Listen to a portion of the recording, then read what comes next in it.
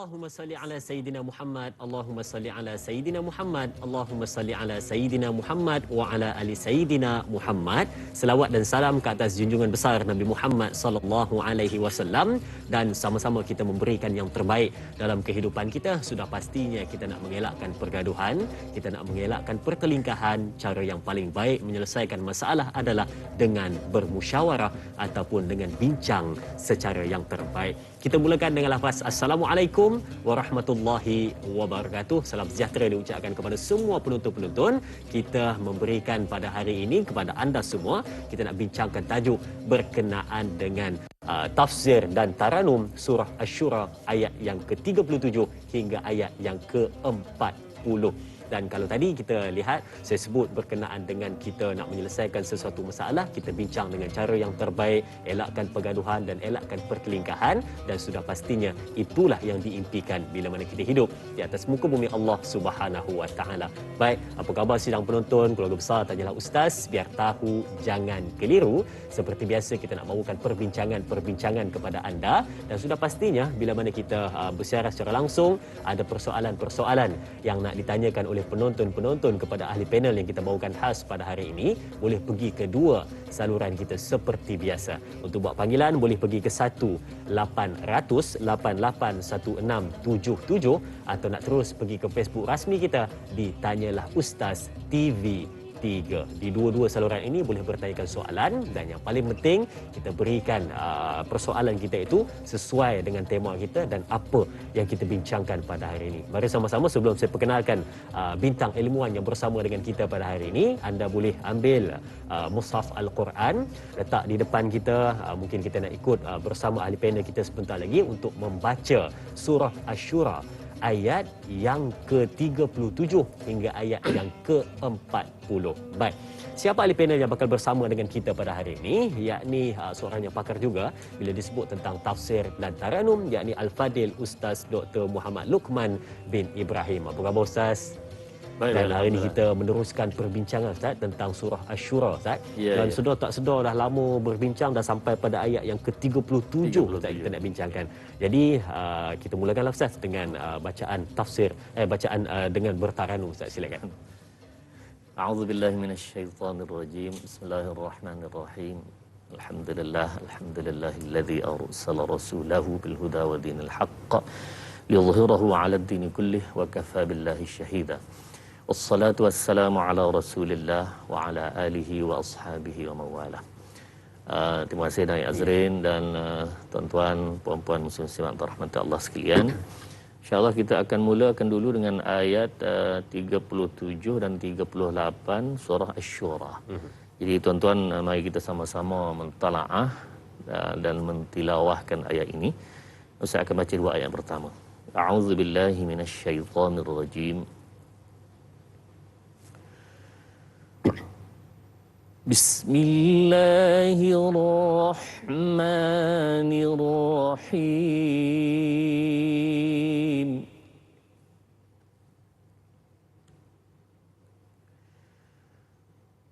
وَالَّذِينَ يَجْتَنِبُونَ كَبَائِرَ الْإِثْمِ وَالْفَوَاحِشَ وَإِذَا مَا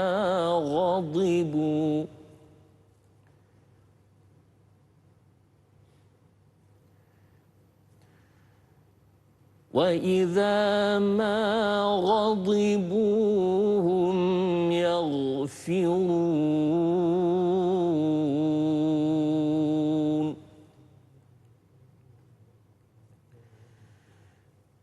والذين استجابوا لربهم وأقاموا الصلاة وأمرهم شورى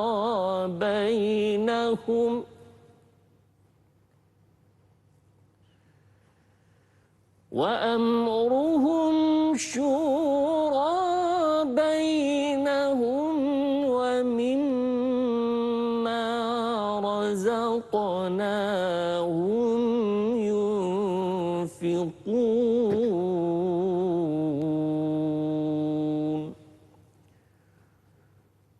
Sadaqallahul azim. Yang bermaksud dan bagi mereka yang menjauhi dosa-dosa besar dan perbuatan-perbuatan keji, apabila mereka marah, segera mereka memberi kemaafan. Dan bagi orang-orang yang menerima, mematuhi seruan Tuhan dan melaksanakan salat, sedangkan urusan mereka diputuskan dengan mesyuarat di antara mereka, dan mereka menafkahkan sebahagian daripada rezeki yang kami berikan kepada mereka. Alhamdulillah, tuan-tuan muslimin muslimat rahmat Allah sekalian, itu ayat dua ayat pertama yang insya-Allah akan menjadi perbincangan, dan banyak Azrin poin-poin yang penting yang termasuk yang Azrin sebut mesyuarat tentang isu dosa besar, tentang memberi kemaafan kepada orang dan seterusnya. Ini perkara-perkara yang selalu dibincang dalam Al-Quran untuk memberi keamanan dan kesejahteraan kepada kita. Baik tuan-tuan muslimin rahmatullah sekalian, Ustaz nak sebut satu perkara lagi Azrin berkenaan masih dengan tilawah tadi bacaan Quran tadi, iaitu yang kita baca Al-Quran sekarang tuan-tuan adalah merupakan satu bacaan yang ada kaedah yang kita sebut sebagai mazhab bacaan Al-Quran. Kalau kita kata oh Quran ada mazhab juga. Ya ada mazhab tuan-tuan, namanya hafs daripada Asim. Kalau yang istilah sebenar qiraat, cuma dia sepertilah dalam kalau sembahyang kita ada mazhab fiqh dah. Puasa kita ada mazhab fiqh, mazhab Syafi'i. Biasa di Malaysia begitulah mazhab Syafi'i. Begitu juga Quran. Kalau orang kata saya tak nak bermazhab, maka dia kena tanya balik diri dia lah, Al-Quran macam mana duk baca, dia pun terkejut. Lah, Quran rupanya bermazhab rupanya. Jadi tuan-tuan, dengan sebab itu saya nak baca satu ayat sahaja untuk kita sama-sama mengambil faham bahawa di sana ada mazhab lain yang betul juga yang dibaca oleh Nabi sallallahu alaihi wasallam. Mazhab tu maknanya beza cara membaca. Ya, ada sedikit perbezaan. Ini istilahnya qiraat. Cuma Ustaz katakan sebagai mazhab ini bahawa yang dibaca itu betul juga. Dan seperti mana yang diajar oleh Nabi sallallahu alaihi wasallam. Baik, Ustaz baca satu ayat ini dengan mazhab Warsh daripada Nafi'. Kalau kita punya mazhab tadi ialah Hafs daripada Asim. Hafs daripada Asim, yakni Warsh daripada Nafi'. Baik. Saya nak baca ayat 38 tu. وَالَّذِينَ اسْتَجَابُوا لِرَبِّهِمْ وَأَقَامُوا الصَّلَاةَ وَأَمْرُهُمْ شُورَى بَيْنَهُمْ وَمِمَّا رَزَقْنَاهُمْ يُنْفِقُونَ. Ada dua tempat berubah saya. Nombor satu saya pasal satu je Ustaz. Pasal satu je. Kat mana tu? Saya pasal dekat asalnya solah, Ya. tapi Ustaz baca solah. Salah. Nah, salah. Ya. Wa aqamus salah. Baik, bacaan as-salah itu azan yang sama sahaja. Kita dah baca perkataan sebut Allah. Baik, Allah itu juga. Allah itu tukar di sini. Dia jadi salah. Salah. Solah. Jadi, kalau kita sebut Allah, asalkan kalau kita eja alif, lam, ha tu Allah. Dia jadi sebenar kan? Betul? Allah yang sebenarnya. Tetapi tak boleh di situ dia jadi taghliz, dia jadi tebal. Untuk khas untuk lafzul jalalah tu sebutnya Allah. Jadi dalam bacaan Imam Warash, lam yang sama seperti ini, yang sebelumnya ada huruf tafkhim, huruf tebal, sa, maka lam tu jadi juga. Kita jadi satu aja Allah. Dia tak jadi semua yang sebelum ada tafkhim dalam jadi wa aqamus salah. Cuba Azri. Bismillahirrahmanirrahim. Ya. Yang asalnya wa aqamus salat. Ya, yang asal. Okey. Tapi bila mana yang macam Ustaz baca tadi, dia akan jadi wa aqamus salah. Allah. Allah. Wa aqamus salah. Ya. Wa aqamus salah. Itu dia. Oh, yang tu betul. Allah tu sama dia bunyi itu. Okey, faham? Ya, yang kedua wa amruhum syura dengan taklil. Syura, syuri. Kalau yang betulnya, yang asalnya? Yang asal syura. Yang asalnya syura. Syura. Kemudian Warash membaca dengan syura. dia ada kurang nipis. sikit. Ada dia daripada tegap tu dia sengit sikit. Dah. Taklil dia sengit sikit. Imalah lagi sengit syure. Faham. Jadi separuh. Wa amruhum syura bainahum. Cuba tadi. Wa amruhu syura. Okey, syura. Okay. Wa amruhu syura. Jadi ini kita nak mengambil pelajaran pada pagi ini bahawa di sana ada mazhab Quran yang lain satu, yang kedua ialah perubahannya sikit saja, bukan semua berubah. Betul. Satu pertama Ada sekali beberapa perkataan. Ya, beberapa perkataan wa aqamus shalah satu, yang kedua ialah wa amruhum syura. Baik, dua perkataan tu kan. Yang pertama dekat wa aqamus solah itu, dan yang kedua pada wa amruhum syura. Okey. Dia condong dia condong sedikitlah. Dan tadi pula Ustaz, sikit sebelum kita melanjutkan perbincangan kita, yang tadi macam rintihan, sayu itu dia taranum apa Ustaz? Baik. Terima kasih Azrin. Tuan-tuan muslimin rahmati Allah sekalian. Itu dia panggil nama tarannum nahawan. Tarannum nahawan. Sebenarnya setiap tarannum boleh kita sayukan dia mengikut gaya ayat tu boleh. Tapi kena ada belajar sikitlah benda tu kan. Biasanya guru-guru kita kalau mengajar ilmu tarannum, dia akan beri kita satu standard size lah. Maksudnya harakat satu gini caranya. Ayat kedua gini caranya. Adik-adik dia bagi betul dulu. Bila kita sudah biasa, bila kita mahir, kita ubah sikit tak masalah. Yang penting kita mengikut kaedah makna ayat. Jadi kenapa Ustaz tak naik tinggi tadi? Tidak ada keperluan untuk ayat yang tinggi. Kalau ayat itu cerita neraka, cerita tentang yang yang penegasan itu okeylah. Menasabahlah. Tapi ayat ini ceritanya tentang apa dia? Tentang kebaikan, nafkah, tentang terima tu ayat. Jadi yang seperti itu kita baca dengan gaya yang sesuai lah. Betul, macam kita bercakap lah kan, kalau kita nak sampaikan benda yang biasa sebagai nasihat dengan cara yang lembut nadanya kan, dengan menyentuh hati. Tapi bila mana kita nak beri penegasan, nak marah, nak perbetulkan sesuatu yang benar-benar salah di depan mata, mungkin agak tegas sikit ya. Nada suaranya mungkin naik lebih daripada biasa. Baik. Okey. Dan kalau kita lihat daripada ayat yang 37 sehingga ayat yang ke-38, Ustaz bacakan sebentar tadi, ada beberapa perkara yang patut kita perhatikan. Di antaranya adalah di dalam ayat yang ke-37, dan bagi mereka yang menjauhi dosa-dosa besar dan perbuatan-perbuatan keji, apabila mereka marah, segera memberikan kemaafan. Jadi kita lihat di dalam ini ada tiga perkara. Yang pertama, menjauhi dosa besar. Yang kedua, perbuatan-perbuatan keji. Dan yang ketiga adalah bila mana mereka marah, segera memberi kemaafan. Jadi untuk ayat yang pertama ini Ustaz, untuk ayat ke-37 ini, mungkin ada sesuatu yang cuba disampaikan daripada tiga perbuatan tadi. Silakan Ustaz. Terima kasih Nazrin dan tuan-tuan muslimat rahmatullah sekalian. Ayat-ayat yang kita nak bincang pada hari ini adalah sangat baik tentang akhlak, tentang kepribadian, tentang perilaku kita di atas muka dunia. Bila Allah sebutkan walladzina yajtanibuna kaba'iral its, orang yang menjauhi dosa-dosa besar. Dalam istilah agama, istilah Islam tu dia ada kabirah, kabair. Kabirah tu satu dosa besar, kabair banyak dosa besar. Saghirah, dosa kecil. Saghair. Jadi al-kabair was-saghair. Benda-benda dosa besar dan dosa-dosa kecil. Ulama bincanglah dalam hal ini apa sebenarnya dosa besar, dosa kecil ni.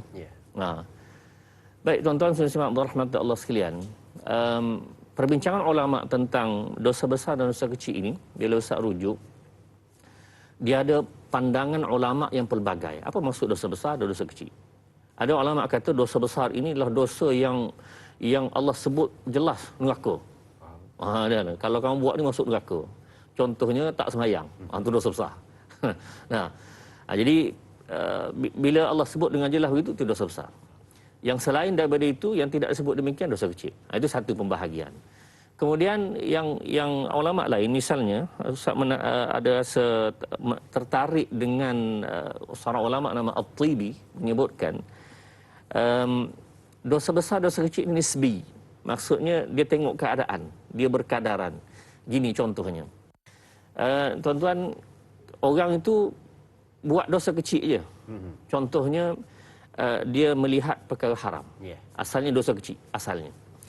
Kemudian, dia berterusan dengan dosa itu. Terus, dosa besar jadi. Tak. Asalnya, kita rasa benda tu kesalahan yang kecil. Tetapi kita melazimi. Melazimi dia membawa ke dosa besar. Dalam hati ini, bila kita terlintas nak buat benda-benda yang jahat, asalnya tak berdosa lagi. Tapi bila kata para ulama, bila orang tu dia ada itqan, maksudnya kalau dia niat nak buat dosa, pasti dia buat. Ada jenis tu kan? Sebab dia dah biasa, maka dosa dah. Itu boleh membawa kepada dosa yang besar. Jadi dengan sebab itu, ma rattaba wa'idun syadid, ini kesimpulan dia di kalangan ulama berilah, dosa besar ini apa yang Allah Subhanahu Wa Taala beri satu balasan yang ancaman yang sangat kuat, yang sangat besar, maka itu dikira sebagai dosa besar. Dosa besar ini kena dengan taubat yang bersungguh-sungguh, taubat nasuha. Adapun dosa-dosa kecil ini, dosa kecil ialah yang disebut dalam hadis sahih Muslim dan seumpamanya, bila kita ambil air sembahyang, maka air sembahyang ini akan gugur bersama apa dia? Titisan itu gugur bersama dosa-dosa yang kecil. Baik. Sebab itulah siap orang sembahyang itu 5 kali satu hari, Rasulullah mengumpamakan seperti manalah orang itu mandi di sungai 5 kali. Adakah masih kekal pada tubuhnya min daranihi syai'? Adakah masih ada dia punya itu kotor-kotoran? Jawapannya tidak ada lagi. Kenapa? Kerana mandi 5 kali sehari. Betul. Dan itu yang pertama bila sebut tentang dosa besar dan juga perkara-perkara keji, yang disebutkan tentang dua tadi, dosa besar dan juga dosa kecil. Tapi sebenarnya ada lagi satu di dalam ayat ke-37 ini yang bakal kita bincangkan, berkenaan dengan bila mana marah segera memberi kemaafan. Bagaimana kupasan dan perbincangan sebentar lagi kita akan bawakan kepada penonton-penonton. Baik, kita berehat seketika, kembali selepas ini bersama Tanyalah Ustaz, biar tahu jangan keliru.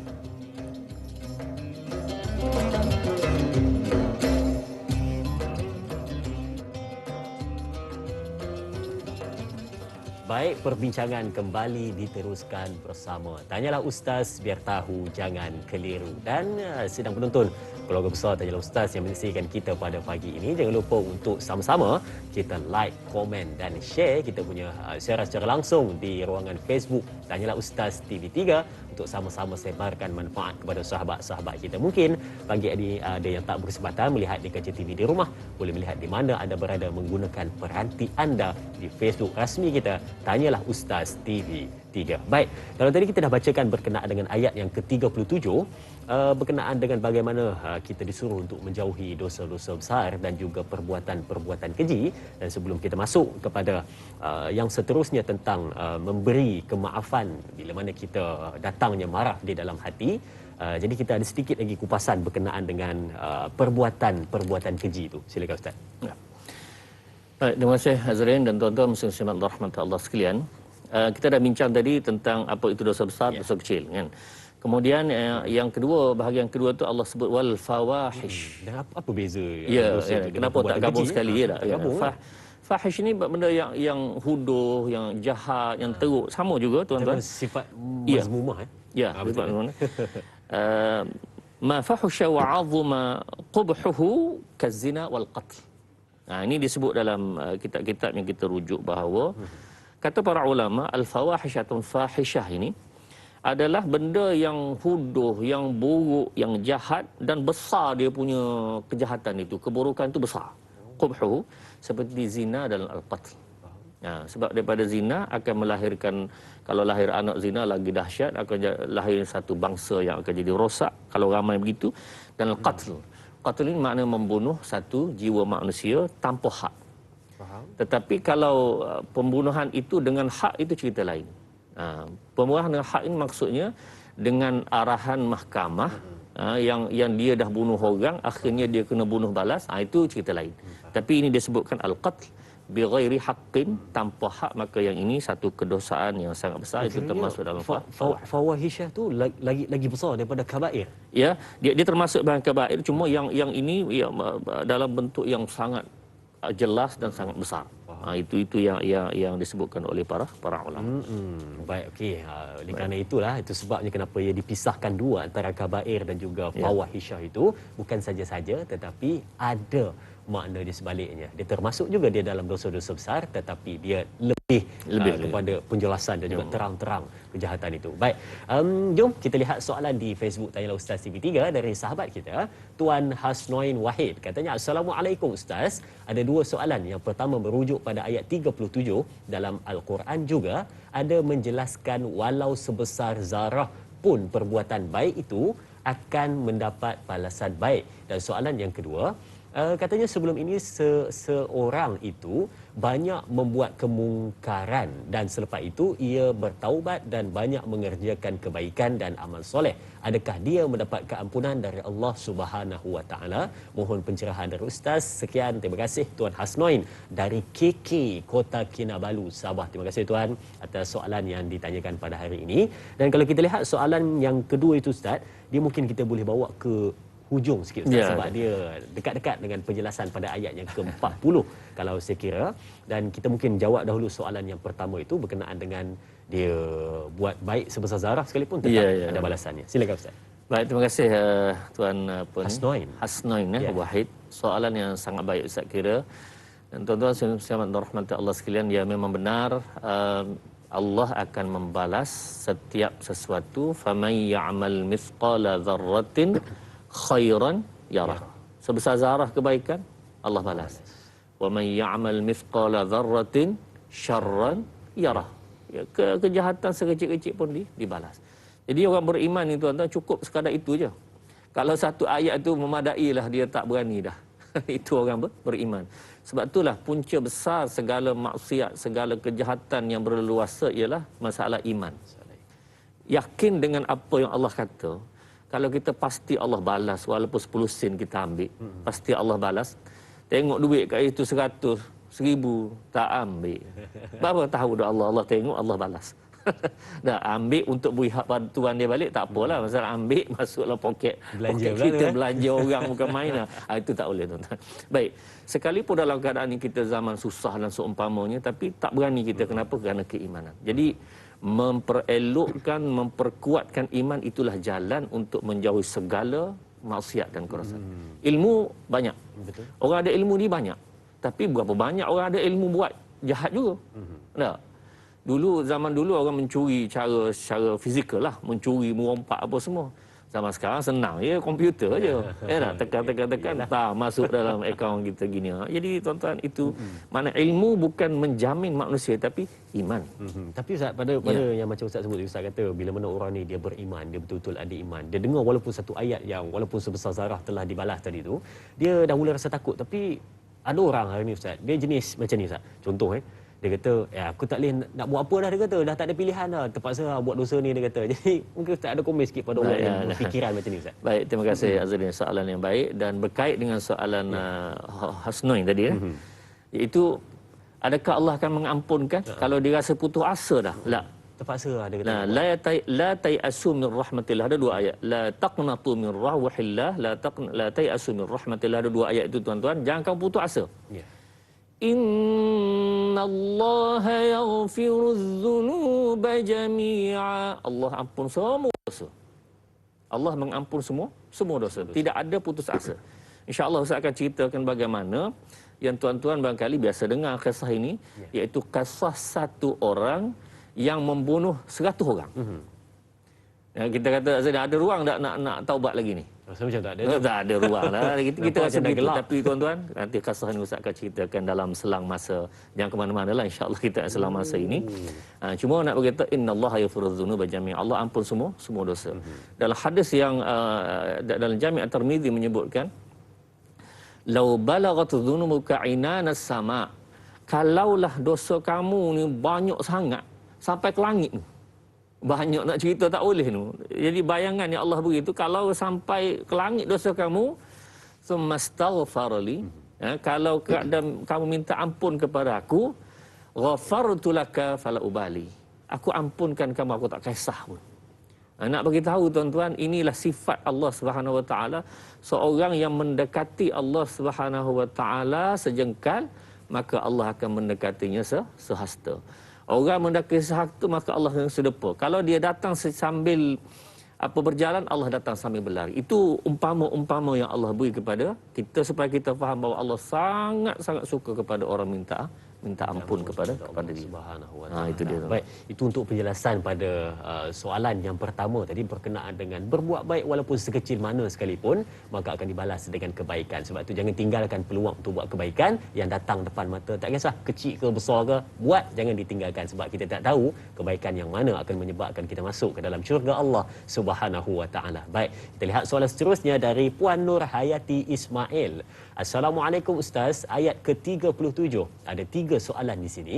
Yang pertama, apakah ciri-ciri seseorang yang mudah memaafkan sekalipun orang berbuat salah atau zalim kepadanya? Dan soalan yang kedua, apakah Allah meninggikan darjat seseorang yang bersikap pemaaf? Dan soalan yang ketiga pula, bagaimanakah sifat pemaaf itu dapat membentuk peribadi mulia? Mohon perkongsian ilmu dari Ustaz. Kak Yat Panda Tasik Puteri, Rawang, Selangor. Terima kasih Kak Yat. Soalannya 3 ditanyakan berkenaan dengan kemaafan itu Ustaz. Jadi betul lah Ustaz, marah ni jenis satu sifat anak Adam yang sukar dibuang. Jadi mungkin Ustaz ada penjelasan berkenaan dengan sifat-sifat itu Ustaz. Baik, terima kasih kepada Kak Yat. Ya, Kak Yat. Soalan yang sangat baik, dan tuan-tuan, ini tak kira siapa lah, Ustaz sendiri, Azhar yang tahu siapa-siapa lah. Kita sebut kalau sifat marah ni memang sifat manusia. Memang diinstall siapa? Ya, dia sudah ada. Kalau orang tu tak ada sifat marah langsung, maka orang tu ada problem lah. Tak boleh juga kan? tak boleh, kena ada. Cuma marahnya Nabi SAW sebagai manusia itu marah dalam hal yang berkait dengan benda hak Allah. Itu Nabi marah. Kalau kait dengan diri dia okey. Kalau orang buat jahat pada diri Nabi SAW, orang tu minta maaf, selesai, lupakanlah. Tetapi kalau kamu melanggar ayyantahiku hurmatullah, kamu melanggar perintah-perintah Allah, Nabi lah mula-mula sekali marah. Itu dia beza dengan Nabi SAW. Kita kalau langgar perintah Allah, okey. Tapi kalau langgar yang kita punya, mencanak kita marah. Tak boleh. Terbalik. Rasulullah yang atas diri dia mudah maafkan. Tetapi kalau yang hak Allah Subhanahu Wa Taala, jaga kamu. Inilah yang berlaku pada Nabi sallallahu alaihi wasallam. Baik, tentang sifat pemaaf yang ditanya itu, tuan-tuan muslimin rahmatullah Allah sekalian. Allah memberi satu contoh yang manusia sangat luar biasa. Dalam Al-Quran, tuan-tuan buka surah Yusuf. Dalam surah Yusuf, iaitu kisah yang pada awal lagi, iaitu keluarga Nabi Yusuf ini ada 12 beradik. Nabi Yaqub sebagai ayahnya, kemudian ada 12 beradik. 12 beradik ini tuan-tuan, Nabi Yusuf ni kelihatan lebih disayangi oleh ayahnya daripada adik-beradik yang lain. Berlakulah dengkinya apa semua. Akhirnya ringkas cerita, tuan-tuan sedia maklum, akhirnya sebelah beradik ni yang kecil, yang ke-12 tu kecil sangat. Iaitu Bunyamin tu kecil sangat. Akhir dia ambil Nabi Yusuf ini, pujuk rayu ayahnya apa semua supaya dibenarkan pergi bermain-main, campak dalam telaga. Campak dalam telaga. Nabi Yusuf tu masa tu kecil lagi. Dan dia semasa Nabi Yusuf diselamatkan, akhirnya kisah yang panjang sebab daripada awal surah Yusuf sampai akhir itulah ceritanya kan. Sehingga diselamatkan dan dia akhir menjadi menteri. Dia tidak raja. Sebab raja nama Al-Aziz tu, nama sebenarnya wallahu a'lam, tapi dalam Quran sebut Al-Aziz, raja itu satu orang. Dan Nabi Yusuf ni dia jadi qala ja'alni khaza'inil ard, ij'alni ala khaza'inil ard, jadikanlah aku ni sebagai orang yang menjaga perbendaharaan. Iaitu menteri keuangan. Jadi dia jaga perbendaharaan dan menteri keuangan ni. Nabi Allah Yusuf bila datang saudara mara dia tu kan, abang-abang dia tu datang, dia cam lah. Inilah muka-muka ini kan. Yang campak ke perigi tu. Campak dan perigi. Baik tuan-tuan, campak dan perigi tu nak buat apa sebenarnya? Nak bunuh. Orang yang nak bunuh dia, akhirnya dia kata apa? Ini dalam bahasa Al-Quran. Qala la tasriba alaikumul yawma yaghfirullahu lakum. Tak apa. Bila dah pecah dah kisah tu, cerita dah tahu berlaku, inilah Nabi Yusuf yang dia telah dibuang dalam perigi sebelum ini. Nabi Isa kata apa? Dah, tak apa. Aku maafkan semua sekali. La tasriba alaikumul yaum. Ini tak ada apa. No. Kosong dah. Kosong. Tapi tuan-tuan, yaghfirullahu lakum, Allah akan mengampunkan kamu. Minta ampunkan Allah Subhanahu wa taala. Jadi tuan-tuan, nak cari mana satu manusia yang orang nak bunuh dia, akhirnya dia maafkan. Dan orang tu bukan orang lain, adik-beradik. Adik-beradik sepatutnya tak bunuh orang. Sama adik-beradik sepatutnya. Tak. Begitu sekali adik-beradik Nabi Allah Yusuf dan dia maafkan. Juga Nabi SAW perkara yang sama. Pemusuh-pemusuh dia nak bunuh dia ni, Abu Sufyan apa semua, akhirnya dia maafkan. Dan Allah, itulah kehebatan. Kalau kita tak dapat ambil semua sekali pun, dapat ambil sebahagian, Masya Allah. Cuma tuan-tuan, ada satu perkara yang kita akan bincangkan tentang, boleh tak kita tukar sedikit, maksudnya kita tak dapat nak maafkan perkara tersebut, lalu kita buat satu tindakan, boleh ke tidak? Serah pada Azril. Tindakan ya, apa tindakan boleh. Bukan saja penonton-penonton rasa macam ternanti-nanti apakah tindakan tersebut. Saya yang berada di sebelah ustaz ni pun rasa macam tindakan apa. Tapi kalau nak tahu kan, kita kena tunggulah sehingga ke penghujung. Ustaz akan kongsikan kepada kita kisah yang dijanjikan dan juga apakah tindakan yang patut kita buat untuk mengelakkan diri kita daripada menjadi seorang yang pemarah. Baik, kita berehat seketika, kembali selepas ini bersama Tanyalah Ustaz, biar tahu jangan keliru.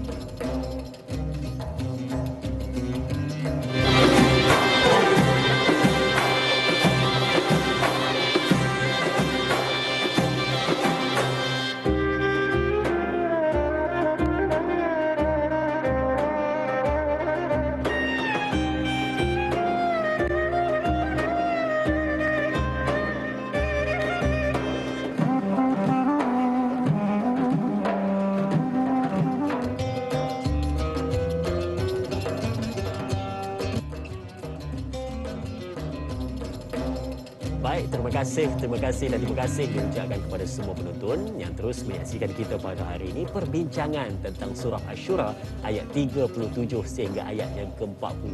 Lama kita dah berbincang, rasa bahang perbincangan itu, tapi kita baru sedar pada ayat yang ke-37 saja baru kita bincangkan. 38, 39 dan 40 belum lagi kita kupas dan kita bincangkan. Baik, kalau kita lihat pada ayat yang ke-37 menyebutkan tentang 3 perkara. Yang pertama, dosa-dosa besar. Yang kedua, tentang perbuatan keji. Dan yang ketiga, berkenaan dengan bila mana orang ini marah, segera memberikan kemaafan. Dan kalau kita ingat ya, tadi ada soalan daripada sahabat kita di Facebook dari Kak Yat, Bandar Tasik Puteri Rawang, Selangor, bertanyakan 3 soalan. Yang pertama tentang bagaimana kelebihan ataupun hebatnya orang yang bila mana dia marah ini, ada ciri-ciri bila mana dia ni memaafkan orang. Dan yang kedua, bila mana dia ini mengamalkan ataupun ada sifat kemaafan yang sangat tinggi, adakah Allah mengangkat darjatnya. Dan yang ketiga, tentang bagaimana sifat pemaaf ini dapat membentuk peribadi yang mulia di dalam diri ataupun kehidupan seseorang. Baik, soalan pertama sudah pun dijawab. Jadi kita terus kepada soalan yang kedua tentang Allah mengangkat darjat orang yang pemaaf. Silakan. Terima kasih Kak Ayat dan tuan-tuan muslimat rahmat Allah sekalian. Memang dalam ayat-ayat dan hadis-hadis yang kita bacakan tadi pun menyebutkan tentang ketinggian yang orang yang meminta ampun kepada Allah, kalaulah Allah Subhanahu wa taala memberi ketinggian yang begitu kepada orang minta ampun kepada dia, maka samalah juga Allah suka kalau manusia, sesama manusia memaafkan. Nah, walaupun kita katalah saya boleh maafkan awak tapi saya tak boleh lupa. Ada kait lagi tak? Itu rasa belum memaafkan. Ada kait lagi tak? Tuan-tuan sesihat rahmat Allah sekalian.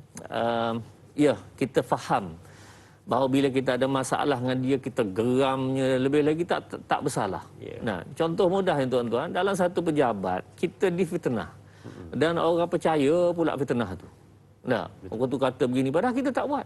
Nah, dan kita tahu kita difitnah. Jadi macam mana kita nak maafkan orang seperti itu? Tapi tuan-tuan ingat ginilah. Ini salah satu cara yang diberikan oleh para ulama. Kalau kita geram, kita marah sangat, ya, hakikatnya di akhirat kelak kita terpaksa berdepan dengan dia balik. Sedangkan urusan kita pun kita tak selesai. Walaupun yang salah tu dia. Ya, tapi salah kita tu dia. Tapi dia, kita akan berurusan dengan dia. Jadi tuan-tuan, orang yang beriman dia kuat, kukuh, dia tak nak berurusan manusia di hadapan Allah. Urusan dia dengan Allah tak selesai juga tu. apatah lagi tambah lagi urusan dengan orang lain. Jadi orang panggil tambah masalah. Itu baru seorang. Ya, seorang. Beratus lagi, beribu lagi, macam mana cerita? Maka tuan-tuan orang seperti ini, kena ingat dalam ayat Quran tuan-tuan, a'udzubillahi minasyaitonirrajim.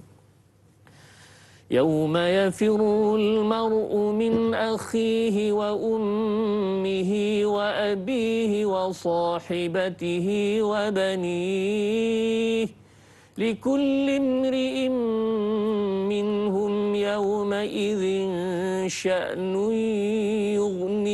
يغنيه يوم يفر المرء من أخيه. Pada hari ini semua orang lari, mak ayah lari, adik-beradik lari, kawan-kawan lari, semua lari. Likulli imri'in minhum yawma idzin sya'nun yughni. Pada hari ini semua sibuk urusan sendiri. Tak nak, aku tak nak cara, tak nak.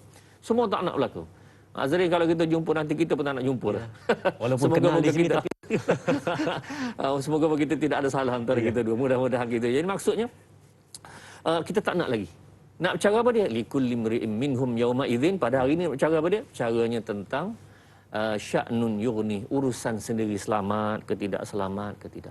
Jadi tuan-tuan, untuk mengelak daripada perkara tersebut, ya marah tu marah, tapi kita ingat yang ke depan hari lebih dahsyat, maka kita tak apalah, aku maafkan. Maafkan itu lebih utama.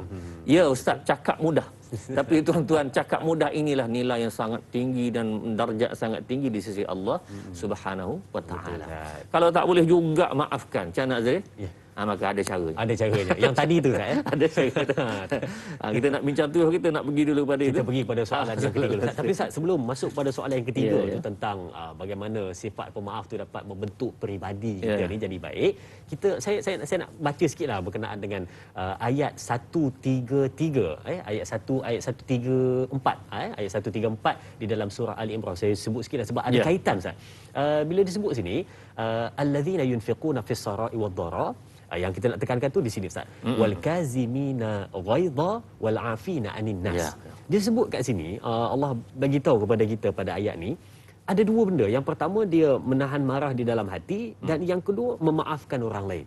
Jadi bila tengok pada ayat ni Ustaz, maknanya kita yang kat sini kita dah jumpa tentang memaafkan orang, kat situ pun kita dah jumpa tentang menahan marah dan memaafkan. Jadi mungkin Ustaz boleh ulas sikit sebelum masuk pada soalan yang ketiga ini, bagaimana yang dikatakan perkaitan di antara tahan marah, memaafkan orang, wallahu yuhibbul muhsinin. Silakan Ustaz.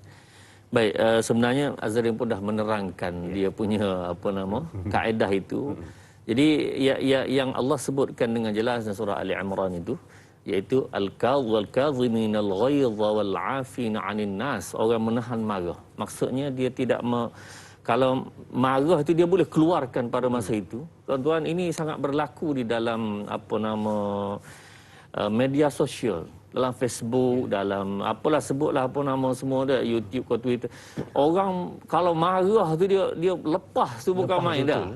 Konon-kononnya orang tak kenal dia. Kalau dia pakai emoji atau kan orang tak tahu dia. Tambah pula sekarang pakai mask. Pakai mask apa semua. Jadi dia berasa begitu. Tak tuan-tuan. Akhlak dalam Islam wal kadhiminal ghaidh. Kalau geram macam mana pun, yang utama ialah menahan kemarahan tersebut daripada dilepaskan. Itu akhlak dalam Islam. Tengok murninya, sucinya Islam ini. Jadi begitu keadaan diajar kepada umatnya. Baik. Wal 'afina 'anil nas. Selepas itu kita dah reda, mula-mula tahan tadi, kemudian dah reda tu memaafkan. Wallahu yuhibbul muhsinin, dan Allah sangat suka kepada orang yang muhsinin. Dan ingat tuan-tuan, dalam ayat lain, innallaha ma'al ladzina taqaw wal ladzina hum muhsinun. Allah adalah bersama orang-orang bertakwa dan orang yang muhsin. Tadi wallahu yuhibbul muhsinin. Ma'al ladzina taqaw wal ladzina hum muhsinun. Jadi Allah bersama orang yang muhsinin, orang yang sentiasa berbuat baik ini akan bersama dengan Allah Subhanahu wa taala.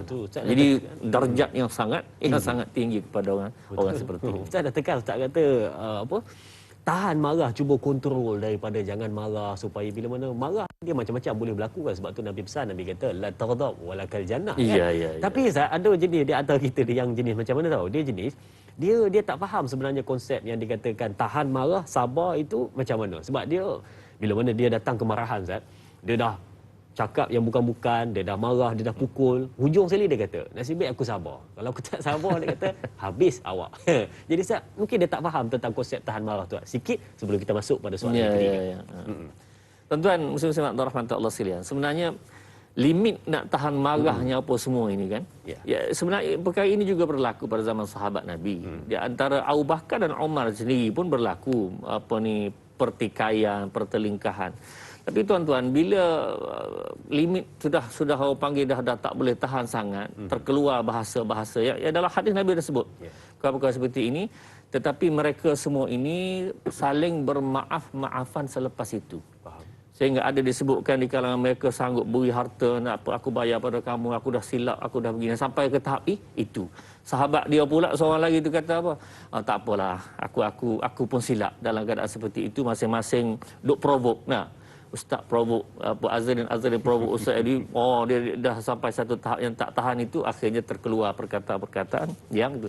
Tapi orang yang paling baik ialah orang paling hebat dapat menahan kemarahan tersebut daripada terlepas cakap. Kalau terlepas cakap juga minta ampun, minta maaf, minta ampun kepada Allah dan minta maaf kepada orang itu, insya-Allah perkara ini boleh diselesaikan dengan cara paling baik. Sebab tu tajuk kita hari ini ataupun kita membawakan tema dalam surah Asy-Syura, bermesyuarat menyelesaikan masalah. Kita akan teruskan dengan ayat yang ke-38, tapi sebelum tu kita beri ruang untuk penonton-penonton berehat seketika. Kembali selepas ini bersama Tanyalah Ustaz, biar tahu jangan keliru.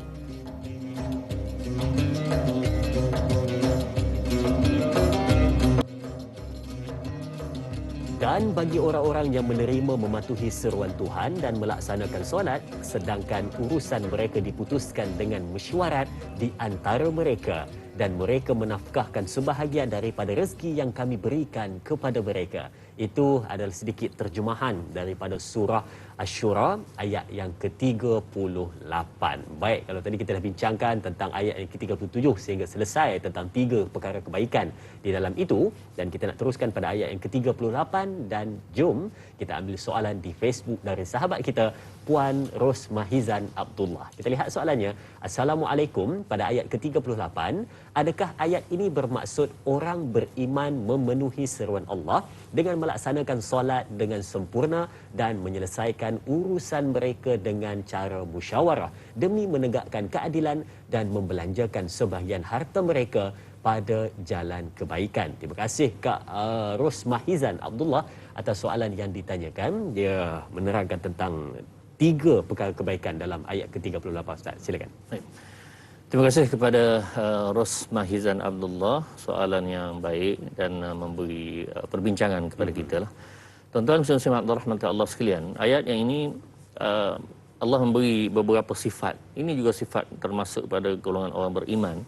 Wallazina istajabu li rabbihim, mereka istajabu maksud mereka menerima, mematuhi, menjawab semula, begitu. Istajabu li rabbihim wa aqamus salah, kemudian mereka mengerjakan sembahyang dan segala urusan mereka diputuskan dengan cara syura, dengan cara mesyuarat.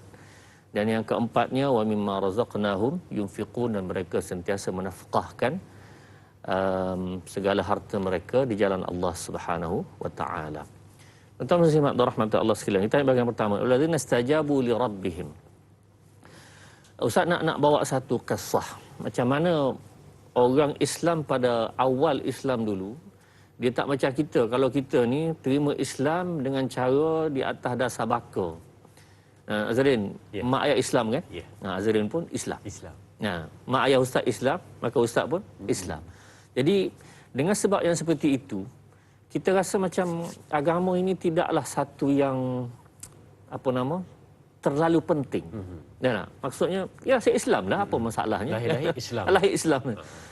Orang yang menerima Islam dengan cara yang begitu sekali, Nabi sallallahu alaihi wasallam, para sahabat ini begitu susah menerima Islam. Mereka ini berjuang untuk mempertahankan Islam ini.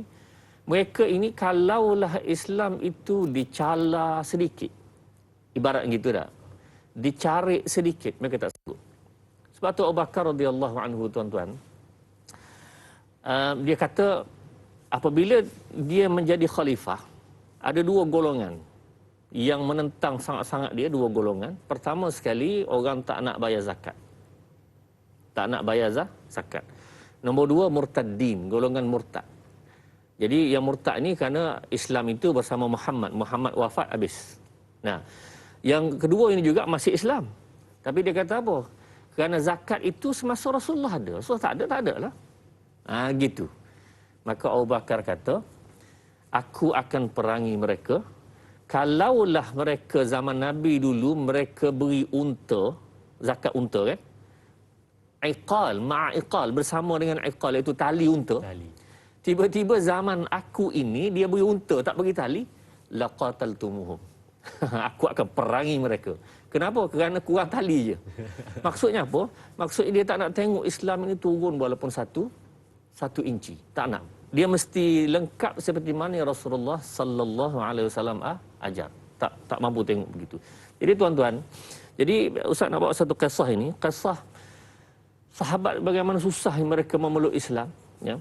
Pada tahun ke-6 Hijrah, ke-6 Hijrah ni Rasulullah dah hijrah ke Madinah, kemudian tahun 6 Hijrah Rasulullah datang ke Mekah untuk buat umrah. Untuk buat umrah. Jadi bila datang pada masa itu, disekat oleh musyrikin Mekah. Tak boleh masuk. Sehinggalah Rasulullah tak boleh masuk, hantar Sayyidina Osman bincang apa semua, tak balik-balik 3 hari. 3 hari tak balik, tersebarlah Sayyidina Osman ni kata telah dibunuh. Maka akhirnya tuan-tuan, dengan sebab itu Rasulullah keputusan perang. Bila Rasulullah keputusan begitu, mereka takut. Hantar wakilnya berbincang, lalu berlakunya perjanjian Hudaibiyah. Baik, semasa berlaku, sebelum sikit berlaku perjanjian Hudaibiyah ni, ada satu orang sahabat nama Abu Jandal. Abu Jandal memeluk Islam di Mekah. Memeluk Islam di Mekah. Lalu dia lari kepada Nabi SAW. So, selamatlah aku ya Rasulullah. Aku dah teruk kat Mekah ni, tolonglah bawa balik aku ke Madinah. Itu dia mintanya. Baik tuan-tuan, pada masa itu, perjanjian belum berlaku. Antara isi perjanjian itu, memang perjanjian Hudaibiyah ni berat sebelah. Contoh berat sebelahnya ialah, iaitu kalaulah orang Islam murtad daripada Madinah, lari ke Mekah, tak payah hantar balik. Tapi kalau orang Mekah masuk Islam, lari ke Madinah, hantar balik. Abu Jandal ni masuk dalam ini. Masuk dalam kes, dia Islam, kemudian lari kepada Nabi, kena hantar balik lah. Walha dia lari sebelum. Tak termasuklah perjanjian lagi. Tak, tetap juga kena hantar balik. Jadi Rasulullah kata kepada, ya Abu Jandal, ya Aba Jandal, wahai Abu Jandal, kamu isbir. Kamu bersabarlah. Itu je Rasulullah dapat cakap kepada Abu Jandal. Baik, Abu Jandal dia hantar balik, dan dia seksa balik. Gitulah. Dan tuan-tuan, itu satu kisahnya Abu Jandal. Selepas Rasulullah balik ke Madinah, ada satu kisah lagi namanya yang hampir sama, Abu Bashir. Abu Bashir ini, dia telah lari daripada Mekah. Di Islam, lari daripada Mekah sampai ke Madinah. Datanglah 2 orang cari dia, cari sampai ke Madinah. Ya Muhammad, dia kata, kita dah ada perjanjian. Sekarang kamu terima perjanjian tersebut supaya tidak berlaku perang, hanya ada keamanan semuanya. Hantar balik Abu Bashir. Jadi Rasulullah pun dia nak kata, kalau Rasulullah langgar perjanjian, makna Islam telah melanggar perjanjian. Ya. Maka dengan sebab itu, itulah nasihat pada Abu Bashir. Rasulullah kata, sabarlah wahai kamu Abu Bashir.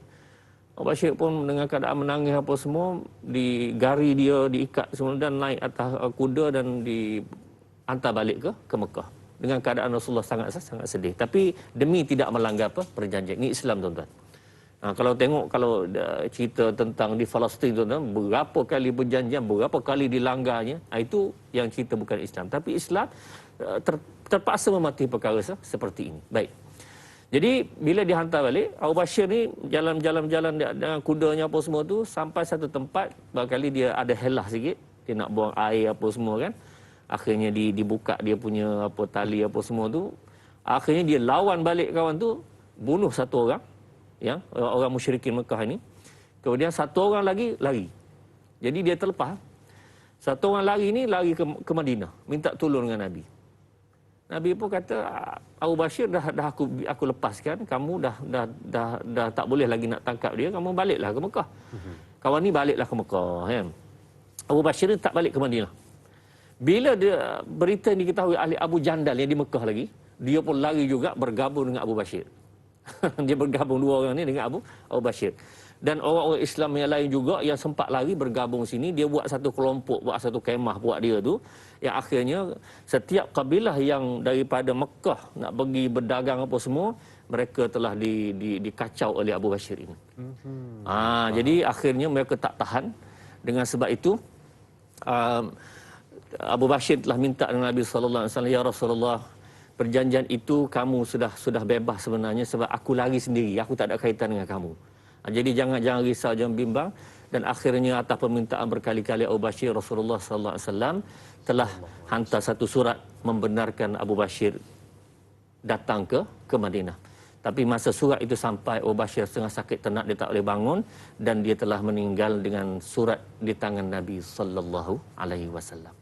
Tuan-tuan, saya nak ceritakan bagaimana mereka ini sangat susah untuk mempertahankan agama. Jadi kita, tuan-tuan, dah dapat agama, dah dapat Islam dengan keadaan begitu baik, jangan kita ambil mudah perkara ini. Walaupun susah setara mana, kita tetap kena berpegang kepada agama Allah Subhanahu wa taala, susah atau senang. Subhanallah, daripada penceritaan tadi Ustaz, dia itulah Ustaz kata macam kita pada hari ini kita mungkin macam tidak menghargai kerana nampak senang, lahir-lahir pun sudah pun disebut sebagai Islam. Tapi betul. Bila mana zaman dahulu dia memerlukan kepada perjuangan, semangat yang tinggi di dalam mempertahankan agama Allah Subhanahu wa taala, itu yang menjadikan dia lebih, orang kata, di dalam jiwa itu sangat-sangat tinggi nilainya. Baik, kalau kita lihat soalan seterusnya di Facebook dari Adib Aizuddin, bertanyakan soalan pada kita tentang ayat 38. Merujuk pada ayat ini, ia berkaitan dengan persoalan dunia dan kemaslahatan dalam kehidupan. Diputuskan dengan bermusyawarah adalah lebih baik di sisi Allah Subhanahu wa taala.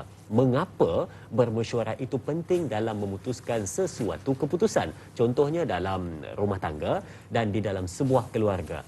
Soalan yang kedua, manakah yang lebih baik di sisi Allah Subhanahu wa taala dalam berkongsi rezeki, dengan keluarga ke, ataupun dengan kawan-kawan ke, ataupun dengan anak yatim ke? Di antara tiga golongan ini, yang mana paling baik katanya? Jadi Ustaz, mungkin kita boleh ambil soalan yang pertama dahulu, memutuskan sesuatu dengan bermusyawarah. Kenapa ia penting? Silakan. Baik, terima kasih kepada Adib Aizuddin. Soalan yang sangat baik, tuan-tuan muslimat rahmat Allah sekalian. Ini berkait dengan ayat wa amruhum syura bainahum. Segala urusannya itu akan diputuskan melalui mesyuarat. Tuan-tuan, dalam hadis, walaupun hadis ini lemah, ada disebutkan tentang kelebihan mesyuarat. Ma khaba man istakhara wa ma nadima man istasyara. Tidak akan rugi orang-orang yang istikharah. Mana minta panduan daripada Allah. Satu. Wa ma nadima man istasyara, dan tidak akan menyesal orang bermesyuarat. Jadi dengan sebab itu, tuan-tuan, ini satu panduan untuk kita sama-sama, setiap keputusan diputuskan dengan cara mesyuarat. Hatta suami isteri, nak beli apa hari ni? Nak makan apa hari ni? Tak? Bincang. Nak benar bincang. Jadi itu yang Islam suruh. Dan tuan, ada satu kisah yang sangat hebat dalam hal mesyuarat ini, tuan-tuan. Ketika mana berlaku perang Badar. Kan perang Badar 313 lawan dengan 1000 orang, dan Islam menang. Jadi tawanan-tawanan ini nak buat macam mana? Jadi tuan-tuan, bila dibincangkan begitu begini, akhirnya keputusan Nabi sallallahu alaihi wasallam telah buat. Bagaimana keputusan itu? Kita kena berhenti seketika. Saya dah betul-betul excited tadi Ustaz, nak dengar Ustaz berkenaan dengan macam mana dibuat keputusan di dalam perang tadi, tentang bagaimana kita nak sebut tentang musyawarah itu sangat-sangat penting. Tapi Ustaz kata pada kita, boleh berhenti dahulu, kata Ustaz, untuk kita sambung sebentar lagi di TV9. Dan jangan lupa, ada lagi dua perbincangan yang kita akan bawakan di dalam ayat ke-39 sehingga ayat yang ke-40. Kita akan bawakan seketika nanti. Teruskan bertanya soalan dan keluarga besar Tanyalah Ustaz. Kita berakhir di sini dahulu di TV3. Sambungan 30 minit di TV9. Teruskan menonton Tanyalah Ustaz, biar tahu jangan keliru.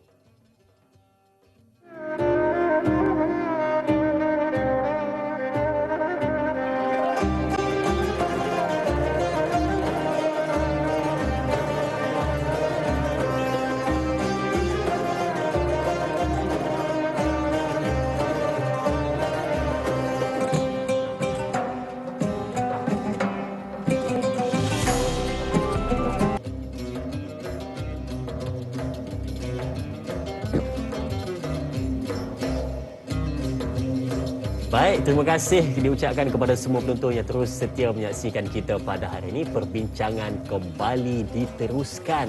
Kita beralih ke TV9 dari perbincangan kita di TV3 sebentar tadi, dan sudah pastinya kita nak teruskan untuk memberikan kefahaman kepada penonton-penonton. Bukan sekadar kita membaca Al-Quran, tetapi kita melihat tafsirnya, terjemahannya, dan kita melihat apa yang ada tersirat di sebalik ayat tersebut. Dan kalau tadi kita dah bincangkan berkenaan dengan ayat yang ke-38, ada soalan daripada sahabat kita di Facebook yang bertanyakan soalan tentang bagaimana katanya bila mana nak buat sesuatu perkara ini, yang terbaik adalah kita nak menyelesaikan masalah dengan bermusyawarah. Dan soalan yang kedua bertanyakan tentang, katanya kalau kita nak mengeluarkan rezeki yang Allah berikan kepada kita, pada siapakah yang terbaik katanya? Di antara ahli keluarga, kawan-kawan ataupun anak-anak yatim. Jadi kita teruskan pada soalan yang pertama tadi. Ustaz ada kongsi tentang cerita di dalam perang Badar, ya. Cerita dalam perang Badar ketika mana nak memutuskan sesuatu keputusan dengan bermusyawarah. Jadi jom kita teruskan dengan jalan cerita itu, Ustaz. Silakan. Baik, terima kasih tuan-tuan muslim-muslimat rahmati Allah sekalian. Soalan Adib Aizuddin tadi. Ya. Dan Ustaz telah sebutkan kisah yang separuh. Ya. Suka sangat cerita separuh ni. Dengar, lepas tu berehat. Aduh. Jadi tuan-tuan sabar, Ustaz akan habiskan kisah ini. Jadi bila berlaku perang Badar dan tawanan perang yang ada ramai itu, berapa ratus orang itu, maka apa nak buat dengan tawanan ini? Rasulullah telah bermesyuarat dengan para sahabat. Ya. Abu Bakar mencadangkan supaya mereka ini membayar wang tebusan. Yang ada wang, bayar wang. Kalau yang tak ada wang, kena mengajar. Itu cadangan-cadangan. Kemudian Umar kata, da'ni adribu unuqah. Biar aku penggal je kepala. Umar senang cerita. Tegas betul. Tegas. Kenapa? Kerana mereka ini nak bunuh kita kat Mekah lagi. Ya. Nah, di sini kan di Badar ni lebih kurang 100 km daripada Madinah. Jadi maknanya ini kawasan Madinah, mereka datang nak berperang dengan kita, bunuh je lah. Itu cadangan Umar. Dan tuan-tuan, Rasulullah pun fikir. Akhir Rasulullah buat keputusan cenderung kepada pandangan Abu Bakar. Baik. Ayat Al-Quran telah turun dalam hal ini. Surah Al-Anfal, a'udzubillahi minasyaitanir rajim. ما كان لنبي أن يكون له أسرى حتى يثخن في الأرض إلى آخر الآيات. Seorang Nabi ni tidak boleh nak ambil yakun asra, tak boleh nak ambil tawanan-tawanan perang tadi. Maksudnya pada ayat ini Allah Subhanahu Wa Taala menyuruh mengikut cadangan Umar Al-Khattab, kerana mereka ini orang-orang yang memang menentang Islam dengan cara yang paling keras. Baik tuan-tuan, kita kata yang pertama sekali dalam ayat ini ialah ayat ini turun selepas daripada Rasulullah membuat keputusan tersebut. Baik, hasil daripada perbincangan dan mesyuarat. Hasil daripada perbincangan dan mesyuarat, maka kata para ulama dalam hal ini Nabi sallallahu alaihi wasallam telah membuat satu keputusan, walaupun keputusan tersebut ditegur oleh Allah Subhanahu wa taala. Bolehkah Rasulullah memberi ijtihad di situ? Ijtihad ini berlaku sebelum daripada ayat yang turun, dan jumhur ulama mengatakan bahawa Rasulullah memang ada berijtihad dalam banyak hal. Berijtihad dalam banyak hal. Seperti mana kisah Abdullah bin Umi Maktum. Abdullah bin Maktum ini iaitu dia datang menjumpa Nabi sallallahu alaihi wasallam. Bila datang jumpa Nabi, tiba-tiba ada pada masa itu orang-orang kafir yang Rasulullah sedang berdakwah kepada mereka. Rasulullah tak berpaling. Rasulullah berasa tak senang hati dengan Abdullah bin Maktum, maka Allah tegur Nabi sallallahu alaihi wasallam. Poinnya ialah sebelum turunnya ayat, maka Rasulullah sallallahu alaihi wasallam telah buat keputusan tersebut dengan rahmat Allah, ya, sebab mesyuarat tadi. Antara para ulama juga sebab mesyuarat, maka Allah tangguhkan kesalahan tersebut, ataupun Allah maafkan terhadap kesalahan tersebut. Punca di antara lain ialah sebabnya adalah mesyuarat. Jadi sangat-sangat penting urusan-urusan itu diselesaikan melalui mesyuarat. Betul. Jadi Rasulullah pun fahamlah bahawa kehendak sebenar Allah Subhanahu Wa Taala ialah supaya tentera-tentera yang memusuhi Islam tadi dibunuh, sebab mereka ingin membunuh Islam sebenarnya. Sebab tu penting bermesyuarat ni, sebab Ya. kadang-kadang bila kita buat keputusan sendiri, mungkin keputusan itu kita nampak bagus, tapi mungkin ada keputusan daripada orang lain, ataupun bukan keputusan, ada cadangan daripada orang lain yang kita kena tengok semua, rangkumkan, buat kesimpulan, barulah dapat keputusan yang sebaik-baiknya. Baik, dan kalau kita lihat soalan yang kedua daripada Adib Aizuddin tadi, dia tanya berkenaan dengan kalau kita nak mengeluarkan rezeki ataupun nak bersedekah, nak membantu dengan wang dan sebagainya, harta ke, yang mana paling baik antara keluarga, kawan-kawan ataupun anak yatim? Yang mana satu kata dia? Silakan. Baik, terima kasih Adib, soalan yang sangat baik. Yang mana dari sudut aturannya kita nak sedekah, kalau ada harta lebih nak infak kepada siapa? Baik, dalam Islam ialah ulul qurba. Ulul qurba maksud orang paling dekat dengan kita. Contohnya kalau adik-beradik miskin, utamakan dia. Nah, lepas tu yang jauh sedikit. Nah, sepupu. Kemudian apa lagi? Jiran. Nah, makna yang utama ialah ulul qurba, itu yang paling dekat dengan kita, dan sudut kekeluargaan ini diutamakan. Nah, cuma Ustaz cadang ginilah, kalau orang tu ada banyak lebihan duit yang perlu diinfak, sama ada zakat ataupun sedekah, maka dia cari dulu ahli keluarga dia satu, bila sudah habis maka dia pergi kepada pihak kedua, dan dia bahagikanlah pula harta kepada anak-anak yatim, supaya dapatlah diagih-agihkan dengan baik, dan semua dapat merasalah dia daripada sedekah tersebut. Kena ingat tuan-tuan, sedekah untuk ahli keluarga itu juga besar. Sedekah untuk bantu orang-orang lain yang khususnya pada zaman ini yang sedang tersepit, yang sedang susah, itu juga sangat-sangat besar membantu orang-orang seperti itu. Baik, itu jawapannya Ustaz. Terima kasih untuk pencerahan tentang soalan daripada sahabat kita Adib Aizuddin sebentar tadi. Dan jom Ustaz, kita bacakan pula ayat yang ke-39 hingga ayat yang ke-40. Silakan Ustaz. A'udzubillahi minasyaitonirrajim. Bismillahirrahmanirrahim. Walladzina idza asabahumul baghyu hum yantasirun. Wajazā'u sayyi'atin sayyi'atun mithluha. فمن عفا وأصلح فأجره على الله إنه لا يحب الظالمين. Sadaqallahul Azim. Ayat yang ke-39, dan bagi orang-orang yang apabila mereka diperlakukan dengan zalim, mereka membela diri. Dan balasan suatu kejahatan adalah kejahatan yang setimpal, tetapi barang siapa memaafkan dan berbuat baik kepada orang berbuat jahat, maka pahalanya daripada Allah. Sesungguhnya dialah yang menyukai, dia tidak menyukai orang-orang yang zalim. Baik, itulah daripada ayat ke-39 hingga ayat yang ke-40. Ada kupasannya, ada perbincangannya. Sebentar lagi kita akan bawakan kepada penonton-penonton. Berehat seketika, jangan ke mana-mana. Kembali selepas ini bersama Tanyalah Ustaz, biar tahu, jangan keliru.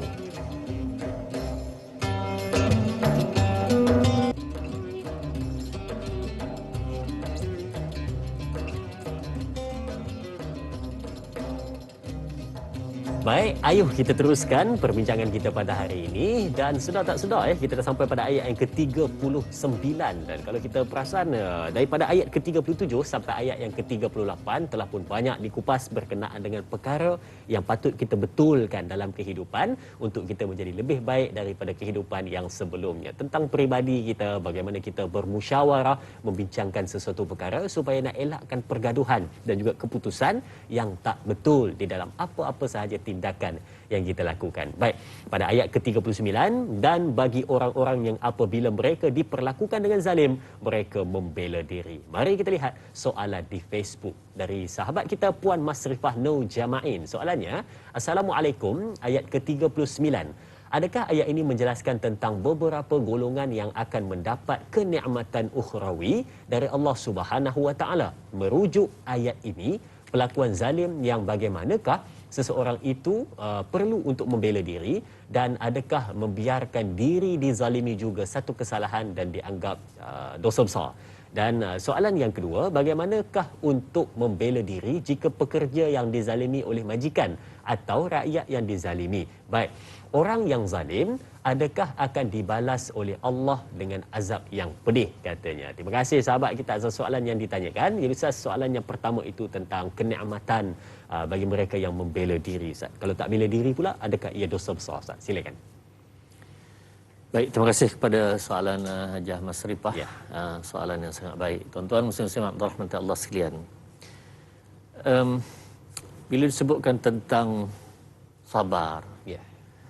tahammulul adha, menanggung susah. Ini sebenarnya tak ada limit. Tak ada limit. Orang nak sabar ni, orang buat macam mana pun tahap itu tidak ada limit. Macam mana gitu, Ustaz?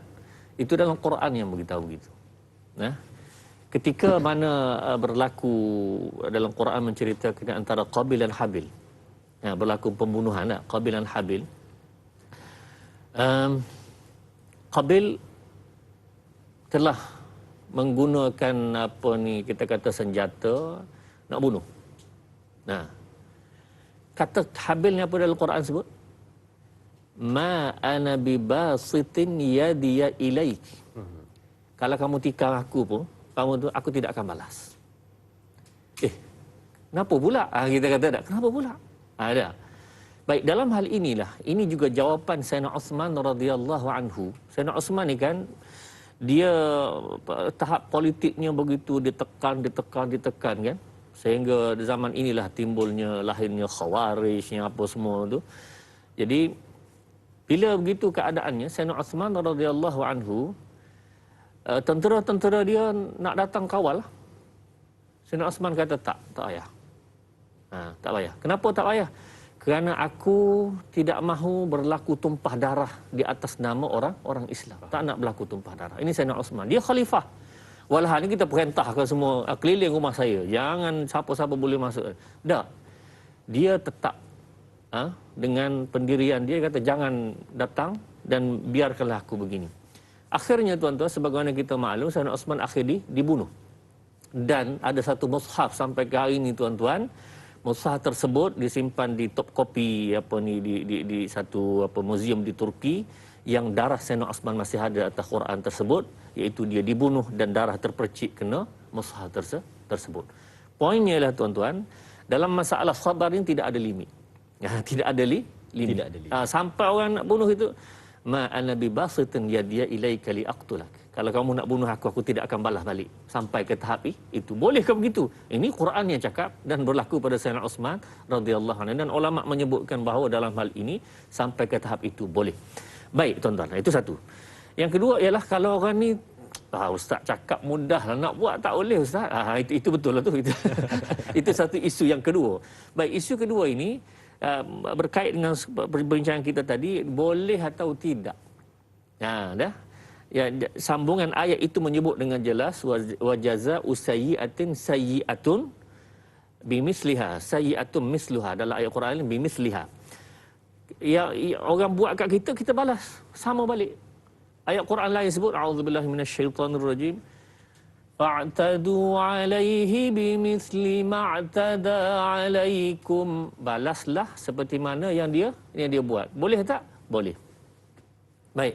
Tuan-tuan, dalam ayat Quran lain lagi sebut, a'udzubillahi minasyaitonirrajim, wa katabna 'alaihim fiha annan nafsa bin nafsi wal 'aina bil 'aini wal anfa bil anfi wal udhuna bil udhun ila akhir ayat. Siapa-siapa yang bunuh orang, maka dia boleh dibunuh balik. Siapa-siapa congkir mata orang, boleh congkir mata dia balik. Apa potong hidung orang, boleh hidung balik. Telinga itu boleh balas balik. Baik, itu Islam benarkan. Tapi tuan-tuan ingat gini, nombor satu dalam kedudukan dalam Islam ialah wa an ta'fu aqrabu littaqwa. Memberi maaf nombor satu. Tak boleh Ustaz, tak boleh. Dia dah buat jahat kat kita, kita kena beri dia rasa juga. Okey, Islam tahap dua tu Islam benarkan juga. Syaratnya dia kena pergi ke mahkamah. Bukan buat sendiri. Bukan buat sendiri. Ini kena ingat tuan-tuan. Bukan buat sendiri. Poin sangat penting ni. Kalau dia buat sendiri, orang potong jari dia je contoh. Dia berlasah sampai habis tangan-tangan kawan tu. Itu salah. Fa'tadu alaihi bimithli ma'tada alaikum. Kamu kena balas seperti mana yang dia buat. Maka orang yang nak mempertimbangkan balas ini ialah siapa dia? Azrin sebut tadi, mahkamah. Mahkamah. Tak boleh kita sendiri. Kita sendiri emosi. Oh, kamu dah bunuh anak saya. Tak boleh gitu. Dia mesti mahkamah yang memutuskan. Maka ini kita kena serah mahkamah. Islam ni dia ada satu cara yang sangat baik, sangat elok. Maka lepas itu pergi. Baik, dalam soalan seterusnya ialah berkenaan dengan mereka yang dizalimi dan apa yang akan berlaku kepada mereka yang menzalimi. Yang dizalimi, contoh dalam isu pekerja, pejabat, majikan, tuan-tuan. Insya-Allah Ustaz akan lanjutkan lagi pada esok hari dalam hal kezaliman ini insya-Allah. Tapi saya nak sebut di sini dalam isu kalau berlakulah di kalangan majikan menzaliminya apa semua tu, maka tuan-tuan isu yang sama tadi iaitu kita boleh membawa perkara ini kepada pihak polis satu dan menyamannya apa semua bawa ke mahkamah, maka itu kaedah yang Islam benarkan. Jadi sama-samalah kalaulah isu itu berkenaan dengan sesama orang pejabat yang ada fitnahnya apa semua, kalau boleh dimaafkan itulah nombor satu. Kalau boleh sabar itu tak ada limit sabar tadi ya, tidak ada limit. Tetapi tuan-tuan, kalau tak tahan juga, maka kita boleh pergi pada tahap yang kedua tadi, iaitu mengangkat perkara tersebut ke pihak mahkamah. Tapi dengan sebab kita buat begitu tuan-tuan, akan berlakulah beberapa perkara yang lain kesan daripada itu. Contohnya hubungan, contohnya kosnya, tuan-tuan, itu perkara-perkara yang berkait yang terpaksa kita hadapilah setelah kita mengangkat perkara tersebut. Betul Ustaz. Dan bila sebut tentang ayat yang ke-39 ini, sudah pastinya bila disebut tentang kezaliman ni, jangan hanya kita fikir kita berbuat baik kepada manusia maka telah pun selesai, kita dianggap sebagai seorang yang penuh dengan ihsan dalam hidup. Tapi mungkin juga di antara kita yang mungkin ada di antara kita yang berlaku zalim juga. Mungkin Ustaz ada sedikit teguran kepada kita yang mungkin ada memelihara haiwan memelihara haiwan peliharaan, contohnya burung yang berterbangan, kucing dan sebagainya. Ada yang tidak memberi makan, dijaga, dibela tapi tidak diberi makan dan dijaga dengan sebaiknya. Ini juga pernah disebutkan dalam hadis Ustaz kenapa orang ini sekecil-kecil perkara masuk neraka kerana haiwan peliharaannya. Jadi Ustaz mungkin ada teguran sikit kepada penonton-penonton tentang bab zalim ni Ustaz. Ya. Terima kasih Azrin. Dalam masa yang kita ada sedikit ini, Ustaz pun nak menarik perhatian bersamalah. Dulu Ustaz ada pelihara kucing. Biasa ke kucing yang luar biasa? Biasalah. Kucing itu mula-mula dia datang gitu, kita bagi makan. So, akhirnya dia tinggal rumah kita lah. Tinggal rumah kita tak apa, tinggal kat luar tu kan. Tapi masalah dia pergi rumah sebelah, dia berak. Itu problem. Jadi jiran marahlah. Jadi Ustaz ambil keputusan nak ditakdirkan Allah kucing itu mati. Kucing itu mati, jadi tak apalah, makali itulah keputusannya. Dan Ustaz sekarang tak pelihara kucing lagi dah. Kerana memikirkan jiran sebelah. Jadi tuan-tuan, kalau siapa-siapa nak bela kucing, itu perkara yang baik. Abu Hurairah tu memang bapa kucing, maksudnya kerana dia sangat minat kepada kucing. Tetapi pada masa yang sama kena ingat bahawa kena jaga hak jiran. Barangkali dia tak suka kucing. Maka dengan sebab itu dia kena ada imbangan. Kalau dia jaga betul-betul tidak ada masalah. Tapi kalau dia bermasalah, mendatangkan masalah kepada jiran, ini kena tengok baliklah. Bukan datang kebaikan, itu datang ke keburukan. Ingat tuan-tuan, ada dalam hadis Nabi sallallahu alaihi wasallam yang sahih, iaitu wanita yang sentiasa jaga amal ibadatnya apa semua, Nabi kata masuk dalam neraka. Kenapa? Kerana kucing. Menzalimi kucing. Faham? Baik, kalau kita kata dia bunuh kucing, dialah berdosa. Betul, tetapi berdosa itu sebab apa? Ada sebab tu. Sebab kita yang pelihara kucing tapi tak jaga kucing tadi menyebabkan ada satu isu yang gambar dalam internet, kucing itu mati beberapa ekor. Beberapa ekor mati dengan sebab diracun. Aduh. Baik, semua marah kepada orang meracun tadi, jahatlah apa semua. Baik tuan-tuan, sebab apa diracun? Itu kena tanya tu, sebab apa diracun? Sebab tuan-tuan kucing tadi telah membiarkan kucing berselerak, pergi rumah berak situ sini semuanya, akhirnya masalah. Dia nak marah, dia buat keputusan begitu. Dia pun salah, yang tu pun salah. Jadi kena ingat tuan-tuan, dia hanya bukan masalah tersebut hanya bermula daripada situ saja, bahkan daripada orang memelihara kucing dengan cara yang tidak betul. Baik, faham Ustaz. Itu juga patut kita tekankan di sini, bukan setakat kezaliman terhadap manusia tapi juga kepada makhluk Allah yang lain. Jadi sedang menonton, daripada apa yang kita bincangkan pada hari ini, kita dapat melihat ada perkara yang patut kita perhatikan. Di antaranya adalah yang pertama, jauhi dosa besar, perbuatan keji, dan juga kita kena menahan marah, dan seterusnya kita menjaga hubungan kita dengan Allah Subhanahu Wa Taala dalam setiap nikmat yang datang. Kita buat dengan sehabis baik, derma, sedekah, infak dan berlaku baik di dalam menguruskan segala harta kita, dan jangan sesekali berlaku zalim terhadap mana makhluk Allah Subhanahu Wa Taala, khususnya manusia. Kerana kita ingat, buat baik kita pada hari ini menjamin kehidupan yang baik pada masa akan datang. Jadi sedikit kesimpulan dari Ustaz untuk perbincangan kita pada hari ini, kita jadikan sebagai ayat ke-40 itu kesimpulan kita Ustaz. Silakan. Terima kasih Azrin, tuan-tuan muslimin rahmat Allah sekalian, bahawa Allah Subhanahu Wa Taala menyuruh kita bersifat dengan menjauhi dosa besar, menjauhi kejahatan, memberi kemaafan, dan semua ini tuan-tuan adalah untuk kita sama-sama mendapat kebaikan di dunia. Kalau buat begitu, dunia dah dapat dah, akhirat lebih-lebih lagi, bahkan Allah Subhanahu Wa Taala akan balas kita dalam syurga yang seluasnya tuan-tuan. Azrin, luas syurga berapa luas? Seluas mata memandang. Ya, Ustaz jawapan yang mudah ialah arduha ka'ardis sama'i wal ardh, luasnya langit dan bumi. Allahumma ta'ala, semoga-moga Ustaz dapat, Azir dapat, semua guru-guru dapat, insya-Allah kita berada di syurga. Amin ya rabbal alamin. Betul Ustaz. Silakan dengan doa ringkas Ustaz, silakan. A'udzubillahi minasyaitonirrajim. Bismillahirrahmanirrahim. Alhamdulillahi rabbil alamin. Wassalatu wassalamu ala asyrafil anbiya'i wal mursalin wa ala alihi wa sahbihi ajma'in. Amin. اللهم ارحمنا بالقرآن واجعله لنا إماما ونورا وهدى ورحمة. اللهم ذكرنا منه ما نسينا وعلمنا منه ما جهلنا وارزقنا تلاوته آناء الليل وأطراف النهار واجعله لنا حجة يا رب العالمين. وصلى الله على سيدنا محمد وعلى آله وصحبه وسلم. Walhamdulillahi Rabbil Alamin. Amin, amin ya Rabbal Alamin. Sedang penonton, daripada apa yang kita belajar pada hari ini, kita dapat tahu, teruskanlah melakukan kebaikan, hidup di atas dunia, sebab kita nak hidup dalam keadaan aman, tenteram dan gembira selalu. Jangan lupa esok bersama dengan sekali lagi gandingan saya dan juga Ustaz Al-Fadhil Dr. Luqman untuk kita bincangkan ayat yang seterusnya di dalam surah Asy-Syura, ayat yang ke-41 hingga ayat yang ke-44. Teruskan menonton Tanyalah Ustaz, biar tahu, jangan keliru. Sekian, Assalamualaikum warahmatullahi wabarakatuh. Waalaikumsalam. Terima kasih Ustaz.